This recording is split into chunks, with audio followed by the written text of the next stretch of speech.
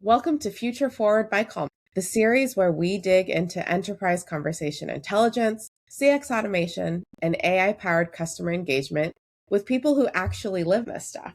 If you're in CX, contact centers, or you just care about how automation and analytics are reshaping industries like finance, healthcare, retail, telecoms, and tech, you're in exactly the right place. Today, I'm joined by Sherlock, who has more experience than he cares to remember in turning raw customer conversations into insights that actually drive change. Let's start here. Sentiment analysis, everyone's heard of it. Most people picture a neat dashboard, green for positive, red for negative.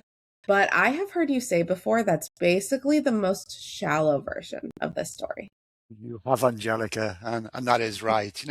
That sort of red and green view, it's useful at a high level, but it really doesn't scratch the surface of what's actually going on. If you're only labeling your interactions as positive or negative, you're really missing the context. You need to understand when something is said, how it's said, maybe how it fits into the broader customer journey. So, for example, a customer might appear positive in a single interaction, but in reality, perhaps they're just relieved that an issue has finally been resolved after a poor experience over many interactions lasting several weeks. So if you don't connect that sentiment to the wider customer journey, you're in danger of drawing incomplete or inaccurate conclusions. That makes a lot of sense. So, is that where conversation intelligence comes in, joining the dots between speech analytics and the bigger picture? Exactly. Speech analytics gives you signals, things like a tone or pace or emotional markers within an interaction. Conversation intelligence brings all those signals together in a broader context, such as using transaction data, CRM data, data from previous interactions, movement across channels. And that allows you to understand not just what the customer is feeling, but how and why that sentiment is changing over time. So, for example, in retail, you may have a customer who's got a late delivery of a product. The initial contact is in chat and the customer sentiment is negative.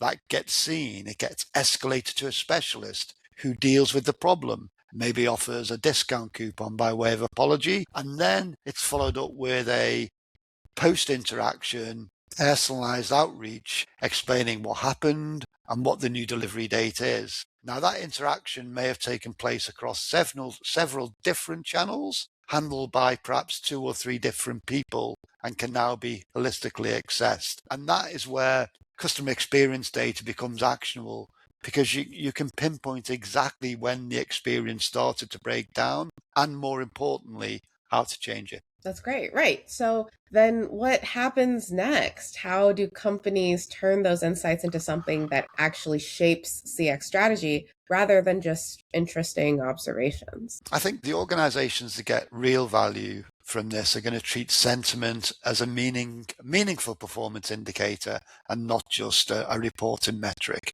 If you see consistently negative sentiment linked to a particular process, and maybe a throwaway example, SIM activation in telecoms or returns in retail, that's just not a training issue. It's a signal that the process itself needs to be improved. But it's also very powerful, I think, for proactive engagement. If you see patterns where customers with certain profiles are more likely to churn, more likely to complain, then you can intervene much earlier. That might be through targeted outreach, better communications, or changes to the experience before the issue escalates. So it's really about using that data to change the outcome. Speaking of that, actually, what about coaching? Does sentiment tracking actually help agents improve day to day, or is it more of a management tool? I think it's both, and that's where it becomes valuable by being both. At an aggregate level, you're identifying trends across the operation, but at an individual level, you can provide specific, highly targeted and focused feedback to the agents. So, for example, you might highlight moments where sentiment drops and explain why. Perhaps the agent interrupted the customer at a key point in the conversation, or maybe we didn't align our tone with the tone of the customer. So that practical guidance is something the agents can act on straight away, perhaps. And crucially, when sentiment is analysed in context, it feels constructive. It's not just about scoring performance, it's about helping people handle these conversations more effectively. So, bottom line, sentiment analysis isn't just happy versus unhappy. It's more like mapping emotional patterns across the entire customer base. Yeah, I think, Angelica, that's a really good way of looking at it. It's not about assigning a label to a single interaction. It's about understanding the emotional journey over time. And once you have that view, you can then start to take meaningful action. And that meaningful action could be improving scripts, redesigning processes, identifying risk earlier. But that to me is when sentiment moves from being interesting to being a genuinely valuable asset to the business. Thanks, Frank. All right, if you're watching this, how much depth are you really getting from your sentiment data? Are you looking at the full journey or just the surface level indicators? Drop your thoughts below because this is one of those areas where the detail really matters. See you next time on Future Forward.